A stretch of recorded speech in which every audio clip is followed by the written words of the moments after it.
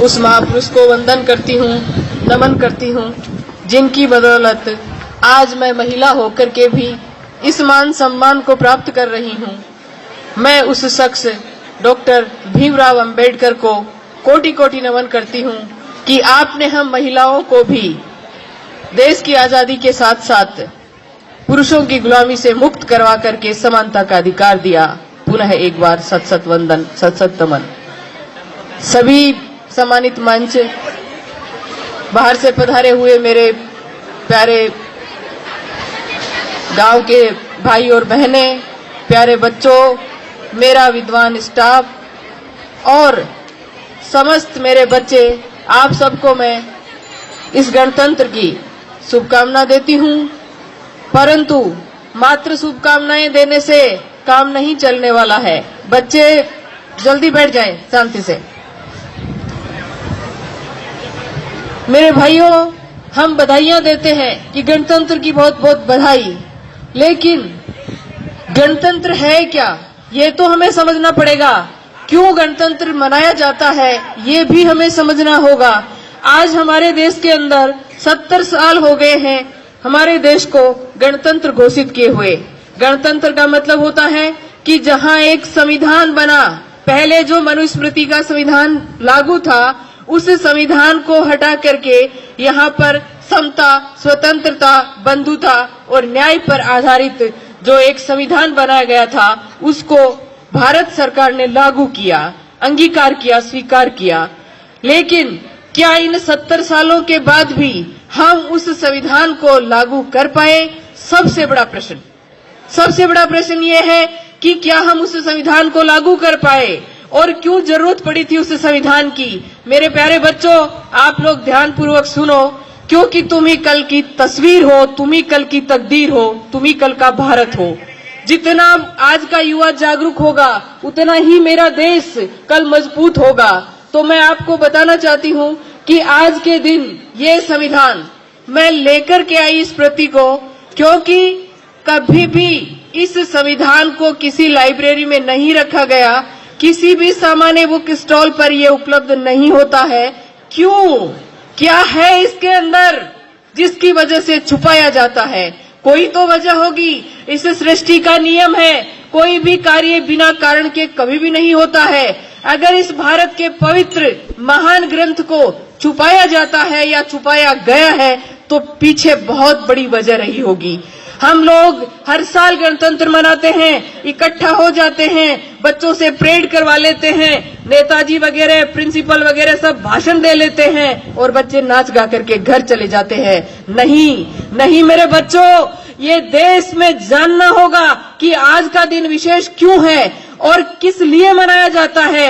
मैं कहती हूँ कि 15 अगस्त से भी कहीं ज्यादा महत्वपूर्ण आज का दिन है, और वो दिन इसलिए है क्योंकि अगर आजादी मिल जाती और वही व्यवस्था बनी हुई रहती तो क्या फर्क पड़ता। हम इस चतुर्वर्णी व्यवस्था में जो श्रेष्ठता के शिखर पर पहुंचे हुए लोग थे, उनके गुलाम हो जाते। पहले अंग्रेजों के गुलाम थे, उसके बाद में हम उनके गुलाम हो जाते। लेकिन इस भारतीय संविधान ने हम सबको समता, स्वतंत्रता, बंधुता और न्याय पर आधारित समाज की स्थापना करने की जो प्रेरणा दी, क्या हर एक जागरूक बंदे से मेरा सवाल है कि वो अपने जमीर से पूछे, क्या हम समता, स्वतंत्रता, बंधुता और न्याय की स्थापना कर पाए? हम नहीं कर पाए। क्या आदिवासियों के लिए अनुसूची 5 और 6 लागू हुई? नहीं हुई। अरे कम से कम मैं तो यही पूछना चाहती हूँ कि इस संविधान के पहले पन्ने पे लिखा है भारत अर्थात इंडिया। हम हमारे देश के नाम को तो नहीं जान पाए, क्या संविधान, क्या खाक लागू करेंगे? हम हमारे देश के नाम को नहीं जानते, हिंदुस्तान करते रहते हैं, जबकि हमारा संविधान हमें कहता है कि इस देश का नाम भारत या इंडिया है। हम किस संविधान की, किस गणतंत्र की बात करते हैं? ये झूठे खोखले वादे हैं, और ये खोखले वादे इसलिए हैं क्योंकि भारत की जनता पप्पू है।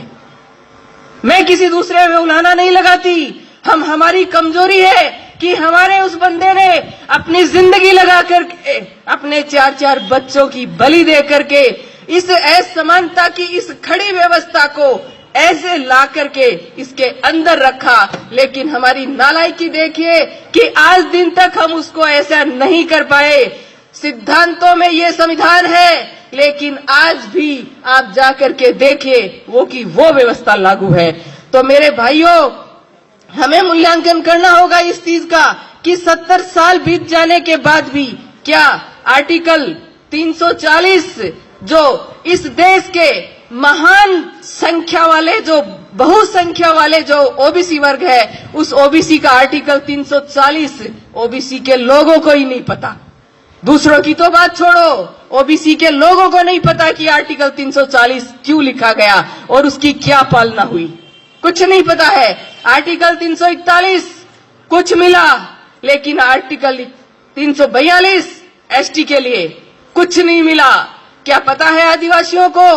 अरे मेरे आदिवासी मूल निवासी भाइयों, तुम समझो कि जिस देश में बाबा साहब के जन्म लेने से पहले महान बिरसा मुंडा ने आजादी का आंदोलन, जिसको मुंडारी भाषा में मुक्ति का आंदोलन यानी कि उल गुलान नामक एक जो आंदोलन छेड़ा था, क्या पता है आपको?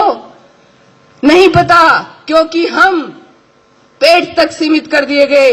हमारी शिक्षा पद्धति, एक प्रिंसिपल होने के नाते मुझे शर्म आती है ये कहते हुए कि भारत की शिक्षा पद्धति विश्व की शिक्षा पद्धति में घटिया वाली में दूसरे नंबर पर है।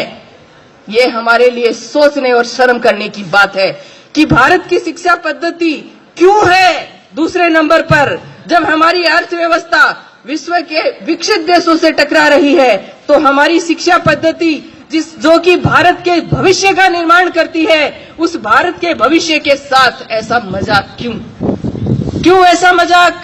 ये समझना होगा और ये पढ़े लिखे लोगों को समझना होगा। और पढ़े लिखे लोगों ने शायद कहीं न कहीं अपनी गैर जिम्मेदारी का परिचय दिया है कि आज हमारी आर्टिकल जो है वो हम नहीं जानते, हमारा संविधान क्या है वो हम नहीं जानते, और हमारे हक अधिकारों को हम नहीं जानते। भाइयों, गणतंत्र मनाने से, भोजन कर लेने से, मिठाइयां बांट लेने से, बच्चों को नचा लेने से कुछ नहीं होने वाला है। इनके पीछे षड्यंत्र था कि इस दिन डॉक्टर अंबेडकर की चर्चा नहीं होनी चाहिए, इस दिन भारतीय संविधान की चर्चा नहीं होनी चाहिए, क्योंकि भारतीय संविधान की अगर चर्चा होगी तो भारत के लोगों के हक और अधिकारों की चर्चा होगी, और अगर हक और अधिकारों की चर्चा होगी तो लोग जागृत होंगे तो अपने अधिकारों को लेने के लिए संगठित होंगे, और संगठित होंगे तो शक्ति का निर्माण होगा, और शक्ति को जमाना सैल्यूट करता है। इसलिए हमारी शक्ति नहीं बन सके, हमारे लोग जानकारी नहीं हासिल कर सके, इसके लिए इस गणतंत्र का जो ये रूप, मुझे खुशी है इस बात से कि बच्चों को डांस भी करना चाहिए, बच्चों को बोलना भी चाहिए, लेकिन इस दिन सेमिनार, इस दिन वाद विवाद, इस दिन बड़ी बड़ी चर्चाएं, परिचर्चाएं, टीवी के ऊपर जो वो विवाद करते हैं बैठ करके, नॉन इश्यू को इश्यू बना करके जो बक बक करते रहते हैं, उन लोगों को वहां पर संविधान के आर्टिकलों पर चर्चा करनी चाहिए। ऐसा क्यों नहीं होता? क्यों नहीं होता ऐसा? ऐसा इसलिए नहीं होता कि आप लोग अपने अधिकारों के प्रति जागृत नहीं हो। मुझे दुख है इस बात का। मेरा विद्वान स्टाफ बैठा है, शायद पहली बार डॉक्टर अंबेडकर की तस्वीर देख रहे होंगे 26 जनवरी के ऊपर, पहली बार, वरना बहुत कम। मेरी खुद की उम्र इतनी हो गई, 22 साल हो गए सर्विस में, कभी नहीं देखा। क्यों रोका जाता है चर्चा से? अरे मेरे भोले लोगों, तुम समझो, बहुसंख्यक लोगों तुम समझो कि तुम्हारे साथ ये जो साजिश हो रही है ये क्यों हो रही है। मेरे भाइयों, सृष्टि का नियम है, कोई भी कार्य बिना कारण नहीं होता है। तो ये क्या कारण था कि इस देश का ये जो पवित्र ग्रंथ है, इस देश के सभी धर्मों का ये पवित्र ग्रंथ है, इस ग्रंथ को हमसे क्यों छुपाया गया? आपको सवाल करना चाहिए। हमारे जनप्रतिनिधि बैठे हैं, उनसे भी मेरा सवाल है कि हर एक ग्रंथों को अपने घरों में रखो। कोई भी व्यक्ति अपनी आस्था को किस रूप से मनाता है, ये भारतीय संविधान हमें उसकी आजादी देता है, लेकिन राष्ट्र के लेवल पर हमारा सिर्फ और सिर्फ एक धर्म ग्रंथ है। ये हमारे सभी सरकारी विभागों में होना चाहिए और प्रत्येक भारत के नागरिक के घर में होना चाहिए। क्या है? बाजारों में नहीं मिलता, कहीं भी मिलता नहीं है। मुझे कोई दुख नहीं हो रहा है ये कहने में कि सत्यनारायण की कथा आपको हर कहीं मिल जाएगी, लेकिन जिस विधान से, जिस वजह से ये देश चलता है, इस संविधान की प्रति आपको भटकने पर भी नहीं मिलती है। क्यों? कुछ तो सोचो। अरे कुछ तो पढ़े लिखे होने का सबूत दो कि क्यों नहीं मिलती। क्या वजह रही है कि हमारे हक और अधिकारों से हमें वंचित रखा गया है? हमें जानना होगा, हमें समझना होगा कि कहीं ये देश आज भी एक प्रकार की गुलामी में तो नहीं है। फिर आपको सोचना होगा कि अगर आज भी ऐसी गुलामी है या आज भी ऐसे षड्यंत्र है, तो कौन लोग हैं जो हमारे साथ षड्यंत्र कर रहे हैं? कौन लोग हैं जो हमारे हक अधिकारों से हमें वंचित कर रहे हैं? सत्य के लिए लड़ना पड़ता है मेरे भाइयों। सत्य मुफ्त में नहीं मिलता। इतिहास उठा करके देखिए कि ये जो हक अधिकार हमें मिले हैं, इन हक अधिकारों के लिए भगत सिंह, राजगुरु और उधम सिंह जैसे शहीदों ने अपना बलिदान दिया है। और मैं नमन करती हूं उन महापुरुषों को, उन शहीदों को कि जिनका नाम भी नहीं है, क्योंकि वो नींव की ईंट है। वो इस देश की आजादी की जो नींव खोदी गई थी उसमें दफन है। लेकिन हम उनको सैल्यूट करते हैं क्योंकि उनके अंदर एक भावना थी अपने देश के प्रति। उस भावना को उन लोगों ने अपने नाम के लिए नहीं। आज हमारे देश का सबसे बड़ा दुर्भाग्य है कि कोई भी व्यक्ति नहीं शर्म आ रही है ये कहते हुए कि भारतीय है ही नहीं। ढूंढने जाओ आपको जातियां मिलेंगी। जातियों से अगर ऊपर निकलोगे तो आपको धर्म मिलेंगे, और धर्म से ऊपर आप अगर निकल गए तो आपको कांग्रेस, बीजेपी और पार्टियों के लोग मिलेंगे। इस देश का कितना बड़ा दुर्भाग्य है कि ढूंढने जाओ तो साला एक भारतीय नहीं मिलता। देश का बात करते हैं राष्ट्रभक्ति की, बात करते हैं ऊंची ऊंची कि हम राष्ट्र वो प्रेमी है, देशभक्त है। अरे तुम लोगों ने देश का नाम नहीं लेते, भारत का संविधान लोगों को नहीं पढ़ाते, तो कौन से राष्ट्र का निर्माण कर रहे हो? धर्म के अंदर असमानता है, समझना होगा। प्यारे बच्चों, तुम लोगों को समझना होगा, मनुष्य है उसके लिए धर्म बनाया गया है, न कि धर्म के लिए मनुष्य। आज हमारे देश के अंदर इस तरह की व्यवस्था कर दी गई है कि व्यक्ति है उसके लिए जो है महत्वपूर्ण, जो है धर्म से ज्यादा महत्वपूर्ण, संविधान से ज्यादा महत्वपूर्ण उस व्यक्ति के लिए धर्म हो गया है। हमें धर्म को अपने घरों तक सीमित रख करके देश के लिए सोचना होगा। हमें हमारे भारत को, जो पहले सम्राट अशोक के समय में जो विश्व गुरु था, वैसा का वैसा विश्व गुरु हमें हमारे देश को बनाने के लिए प्रत्येक नागरिक को भारत का संविधान पढ़ना पड़ेगा। संविधान पढ़ोगे तो आपको पता लगेगा कि हमारे हक और अधिकार क्या हैं। जब प्रत्येक व्यक्ति को हक और अधिकार मिलेगा तो भारत आज जिस चीन, जिस पाकिस्तान, जिस बांग्लादेश की बात करता है, आपको सुनकर ताज्जुब होगा कि वह हमारा भारत भूखमरी के अंदर उन देशों से पिछड़ा हुआ है। सम्मानित मंच से भी प्रश्न रहेगा, सामने मेरा बुद्धिजीवी स्टाफ बैठा है उससे भी प्रश्न रहेगा कि घर में अगर पैसा आता है और घर के लोग भूखे हैं तो घर का मुखिया चोर है कि नहीं? अगर हमारी अर्थव्यवस्था भारत की अर्थव्यवस्था जो है वो विश्व में उन्नतिशील और निरंतर विकास करने वाली अर्थव्यवस्था है, और भूखमरी जिसको स्टैंडर्ड नाम कुपोषण दे करके भूखमरी के नाम से गुमराह कर रखा है, तो वो जो भूखमरी है उसको कुपोषण का नाम दे करके कितने बच्चे मरते हैं पता है आपको? एक साल में 15 लाख बच्चे भारत में कुपोषण से मरते हैं, 0 से 5 साल के। अगर आप उसका वैल्यूएशन महीने में करो तो 1.25 लाख बच्चे एक साल में, एक महीने में कुपोषण से मरते हैं, 0 से 5 साल के। और अगर आप इनकी तुलना ऐसे करते जाओगे तो आपको ताज्जुब होगा, और ताज्जुब तो आपको उस समय और ज्यादा होगा जब उनकी जातियों का आपको पता लगेगा कि कौन लोग हैं जो मारे जाते हैं, कौन लोग हैं वो बच्चे जो कुपोषण यानी कि भूखमरी से मारे जाते हैं।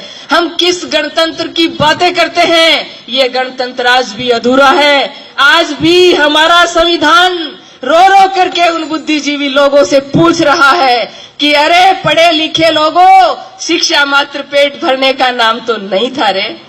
पेट भरने का नाम तो नहीं था। शिक्षा का मतलब था कि तुम लोग समझते कि सच्चाई क्या है, हमारे हक अधिकार क्या है, और उस भोले बिना पढ़े लिखे समाज को जाते उनको समझाते कि देखो हमारे हक और अधिकार ये हैं, तो वो लोग तुम्हारे साथ संगठित होकर के खड़ा होते, तुम्हारी ताकत बनती। और पुन्ना पैक्ट जैसे जो एक घटिया जो भारत के अंदर समझौता हुआ था, उस समझौते के अंदर मेरे बहुजन समाज के जो नेता हैं वो उनके यहाँ पार्टियों की टिकट की भीख मांगते नहीं फिरते, क्योंकि जो काम नहीं करता है उसको गुलामी तो करनी पड़ती है। कहीं न कहीं हमारे अंतर मन को हमें टटोलना होगा मेरे भाइयों। अगर आप मोहब्बत करते हो इस वतन से, अगर आप मोहब्बत करते हो अपने बच्चों से, आप मोहब्बत करते हो अपने बच्चों के आने वाले भविष्य से, तो आपको इस गणतंत्र को सार्थक बनाना होगा। इस धर्म ग्रंथ को आपको पढ़ना होगा। ये भारत का धर्म ग्रंथ असली धर्म ग्रंथ है। इसको पढ़िए, इसको जानिए, इसको समझिए कि पहले की व्यवस्था क्या थी और संविधान ने हमें क्या हक और अधिकार दिए। साथियों, जब हक अधिकार के बारे में पता ही नहीं होगा तो उसको प्राप्त करने का तो प्रश्न ही नहीं खड़ा होता। जब पता ही नहीं कि कौन सी चीज मेरी है और कौन सी नहीं है, तो उसको प्राप्त करने का प्रश्न ही नहीं उठता। तो आपसे सभी से मेरी गुजारिश है कि पढ़े लिखे लोगों, शिक्षा को मात्र पेट भरने का माध्यम मत बनाओ, क्योंकि शिक्षा जो है, संस्कृत में भी एक सूक्ति है, विद्या सा विमुच्यते, यानी ज्ञान जो होता है ना, वह हमें मुक्त करता है। किससे? सोचने और समझने की सामर्थ्य देता है। पढ़ा लिखा भी उसी पाखंड के रास्ते पे जाता है और एक अनपढ़ भी उसी रास्ते पे जाता है। मैं कहती हूँ उस पढ़े लिखे से कहीं ज्यादा श्रेष्ठ वो अनपढ़ है कि उसको पता नहीं इसलिए वो उस रास्ते पे जा रहा है, लेकिन पढ़ा लिखा तो उन किताबों को शर्मिंदा करके भी उसी रास्ते पे जा रहा है। तो समझने वाली बात है कि शिक्षा आपको सोचने की, समझने की सामर्थ्य देता है, गलत और सही में फर्क करता है। गलत और सही में फर्क करने के बाद में आपको इतनी हिम्मत देता है कि जो सत्य का जो मार्ग है, जो सही मार्ग है, उस मार्ग पे आपको चलने की वो ताकत देता है, बशर्ते आप अकेले ही क्यों न चले। ये नहीं है कि जहां भीड़ जाती है उधर ही आपको जाना है, क्योंकि ये जरूरी नहीं कि जिधर भीड़ जा रही है वो मार्ग सत्य है। सत्य का मार्ग तो खुद मर करके, खुद बीट करके खोजना पड़ता है, और हम हो लेते हैं किसी के पीछे और कहते हैं यही सत्य का मार्ग है। साथियों, बहुत ज्यादा समय मैं आपका नहीं लूंगी। मेरे दर्द की, मेरी जो पीड़ा है इस बहुजन समाज की, उस पीड़ा को मैंने व्यक्त किया है कि हे मेरे बहुजन समाज के लोगों, तुम लोग समझो कि तुम्हारे हक और अधिकार आज भी नहीं है। इस देश का बहुत बड़ा तबका 52% ओबीसी, मैं कहती हूँ इस देश का भाग्य है, लेकिन निर्भीक नींद में सोया पड़ा है। अरे कुंभकर्ण भी 6-7 महीने सोता था, तुम तो जागो रे, कम से कम सालों हो गए, 70 साल तो देश को आजाद हुए हो गए। कभी पढ़ा आर्टिकल? ओबीसी का पहला आईएएस मंडल कमीशन के लागू होने के 44 साल बाद आजादी के पहला आईएएस प्राप्त हुआ था। ओबीसी के लोगों को पता ही नहीं है। मैं बांट नहीं रही, मेरा कोई स्पीच सुनेगा वो कह सकता है कि ये ऐसा कोई स्पीच होता है 15 अगस्त पे, 26 जनवरी पे, क्योंकि ऐसा मेरे को एक बार पहले भी कहा हुआ है कि 26 जनवरी को डॉक्टर अंबेडकर का नाम लेने का प्रश्न ही नहीं उठता। मेरी समझ में नहीं आया कि जो आदमी संविधान बनाने वाला मुख्य व्यक्ति था, कमेटी में और लोग होंगे, लेकिन जो वर्क सबसे ज्यादा जो किया वो डॉक्टर अंबेडकर ने किया, तो उन लोगों, उस व्यक्ति का नाम लेने से गर्व होना चाहिए। क्या कहीं वो आज भी किसी जातिवाद के कारण ही तो वंचित नहीं है? वरना जिसको अमेरिका जैसी कोलंबिया जो यूनिवर्सिटी है, उस यूनिवर्सिटी ने उसको सिंबल ऑफ नॉलेज, और बराक ओबामा ने कहा कि ये तो भारत का दुर्भाग्य है, ये डॉक्टर अंबेडकर का दुर्भाग्य है कि वो भारत में पैदा हुए। अगर वो अमेरिका में पैदा होते तो हम उसको सूर्य कहते हैं, उसको हम सूर्य कहते। तो उस सूर्य को जो दबाया जाता है या दबाया गया है, उसकी कोई तो वजह होगी, क्योंकि उन्होंने आप सबको अपने बच्चे माना। 4-4 बच्चों की बलि दी है।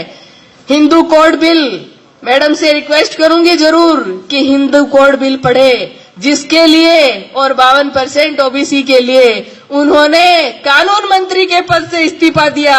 आज हमारे समाज के लोग मंत्री पद के लिए समाज को बत्ती लगा देते हैं, और वो बंदा ऐसा था कि जिसने उन लोगों के अधिकारों के लिए अपने पद को लात मार दी कि जब मैंने इतनी मेहनत करके हिंदू कोड बिल बनाया और कालेलकर समिति को लागू कराने के लिए ओबीसी के लिए लड़ाई लड़ी, और अगर तुम इन दोनों को नहीं मान रहे तो कोई बात नहीं, ये संभालो तुम्हारा पद। क्या हमारे नेताओं से भी मेरा सवाल है कि क्या है तुम्हारे अंदर इतना दम कि तुम समाज के लिए ऐसा कर सकते हो? मेरे समाज के नेताओं, मेरा निवेदन है आपसे, मत भूलो, क्योंकि इसी समाज के अंदर तुम्हारी भी संतान है।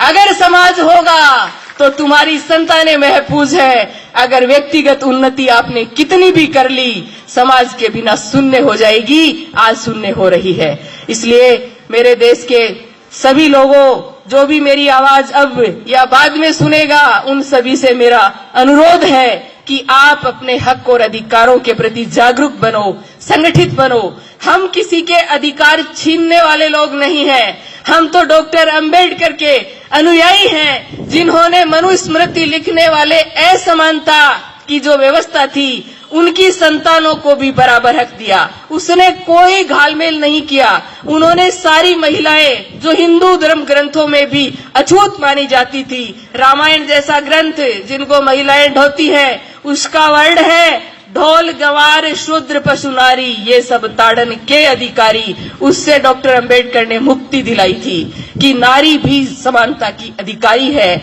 लेकिन अफसोस मुझे कि एक भी भारतीय नारी ने उसको थैंक्स नहीं बोला, बिल्कुल नहीं बोला। एक बार संविधान दिवस का दिन था तो बोले कि पिछली बार की बात है तो कि पुष्प अर्पित कर दो, तो मुझे बहुत दुख हुआ कि सिर्फ मैं एक महिला थी, पुष्प अर्पित किए, बाकी ने कहा ठीक है आपने कर दिए। मैंने कहा मैटरनिटी लीव लेने वाली, नौकरियां लेने वाली, सारे हक अधिकार लेने वाली, मनुस्मृति ने कहा कूटे छेते मारे कुछ भी करे, लेकिन तेरा पतिदेव, ऐसे पतिदेव से मुक्ति पाने वाली महिलाएं कहती हैं कि डॉक्टर अंबेडकर ने हमें क्या दिया। अरे तुम पढ़ो तो जानो ना कि उन्होंने तुम्हें क्या दिया। उन्होंने जीने का अधिकार दिया, औरत के पास संपत्ति रखने का अधिकार नहीं था। डॉक्टर अंबेडकर ने स्त्री को अधिकार दिए कि तेरे पति की संपत्ति में भी तेरा अधिकार होगा और पति की संपत्ति, पिता की संपत्ति में भी अधिकार होगा। और क्या लोगे आप?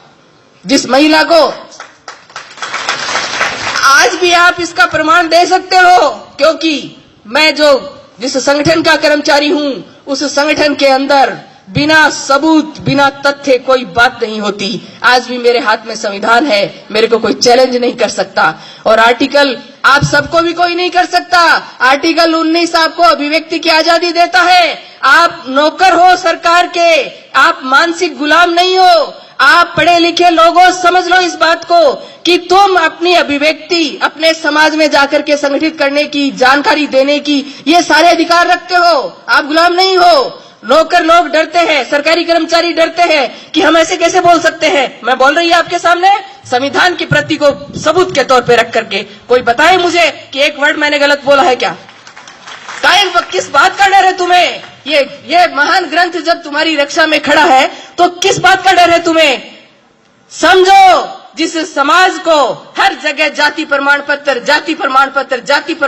दिखा के, और जैसे ही नौकरी लगी समाज पीछे और खुद आगे हो जाते हो। अरे उस समाज का हक खाने वालों, अपने समाज के प्रति थोड़ा तो हक अधिकार अदा करो।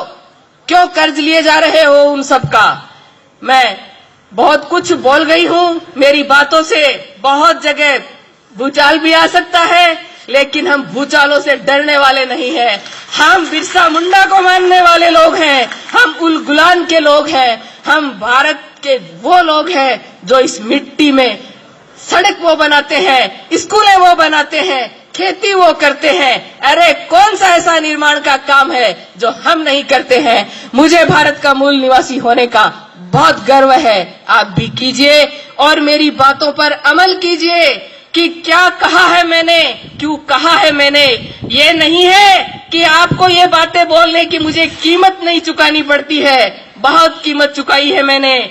और उधर के कोने से इधर के कोने पर भी उस कीमत के अधीन ही हूँ। लेकिन धन्यवाद उनको कि आज इस कनबई की जगह पे मैं अगर बोल रही हूँ तो ये मेरे उन भाइयों का ही श्रेय है जिन्होंने मुझे यहाँ पहुंचाया। इस मंच के माध्यम से उनको भी धन्यवाद कि कनबई में ऐसा स्पीच देने का मेरा सौभाग्य अगर हुआ है तो उन्हीं मेरे शुभ चिंतकों के माध्यम से हुआ है।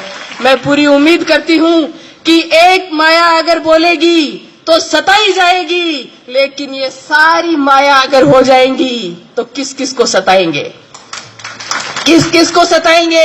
इसलिए घर घर में हमें अंबेडकर, घर घर में हमें कालीबाई, घर घर में हमें बिरसा मुंडा, घर घर में हमें कर्पूरी चंद ठाकुर, घर घर में हमें ईवी रामास्वामी पेरियार, घर घर में हमें ज्योतिबा फूले और सर छोटू राम और भगत सिंह जैसे लोग पैदा करने होंगे। तब हमारा देश वास्तव में गणतंत्र साबित होगा और वास्तव में देश आजादी की जो बात है उसको, आजादी को वास्तव में प्राप्त कर सकेगा।